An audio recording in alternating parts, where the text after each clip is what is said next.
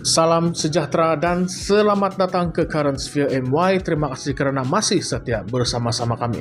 Isu kita pada hari ini, adakah Gabungan Rakyat Sabah GRS sedang mengatur strategi bijak atau sekadar mengorak langkah terdesak menjelang pilihan raya negeri Sabah yang ke-17? Ketika Sabah bersiap sedia menghadapi PRN yang bakal menentukan masa depan politik negeri itu, GRS dilihat yakin untuk bertanding di kesemua 73 kerusi dengan harapan dapat meraih sokongan yang besar daripada rakyat. Namun, di sebalik keyakinan ini, muncul persoalan.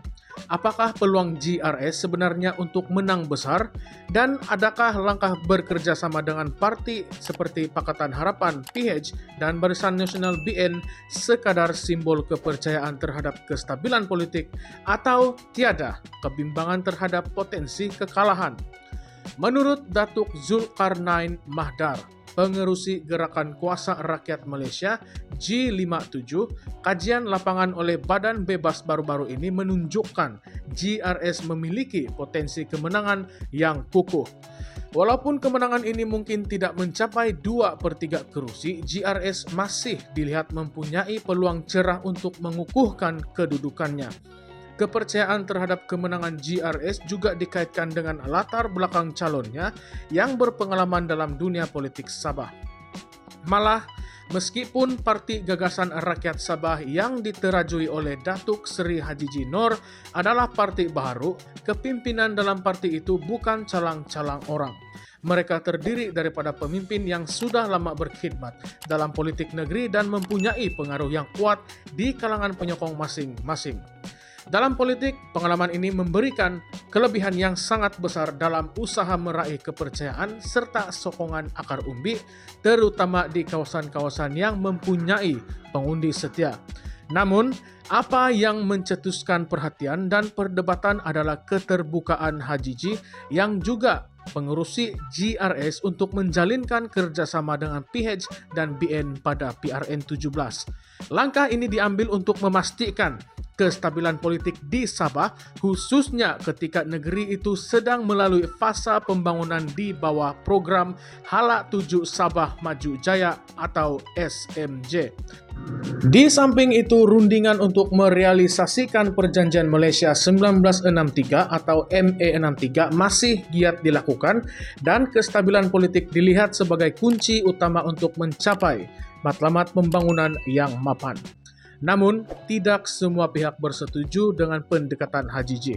Ada suara-suara yang mendakwa bahawa Hajiji membuka pintu kepada PH dan BN kerana khawatir akan kekalahan GRS pada PRN 17. Tuduhan ini menurut Zulkarnain adalah provokasi yang tidak berasas dan bermotifkan jahat.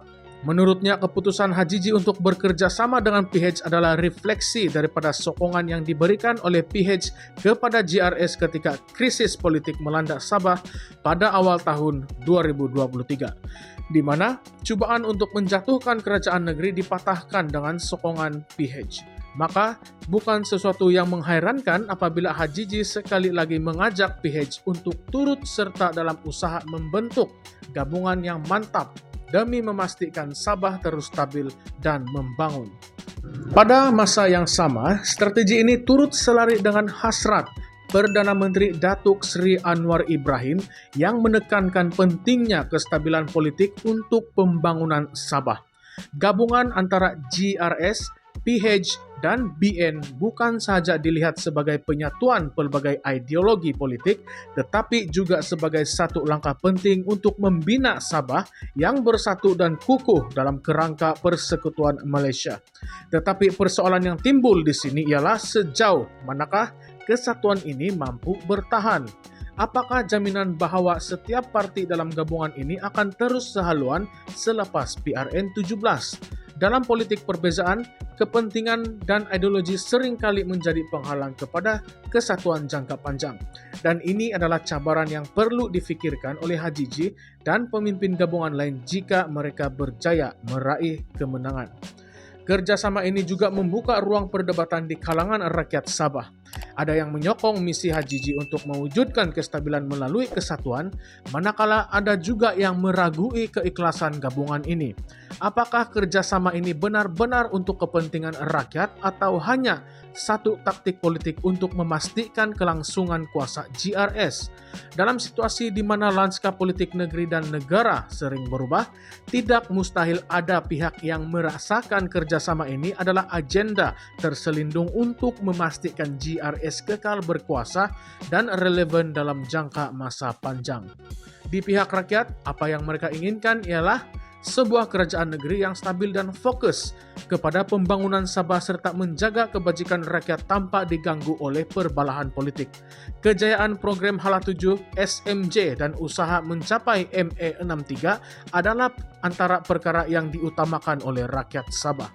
Bagi mereka, kestabilan politik adalah kunci untuk merealisasikan impian ini.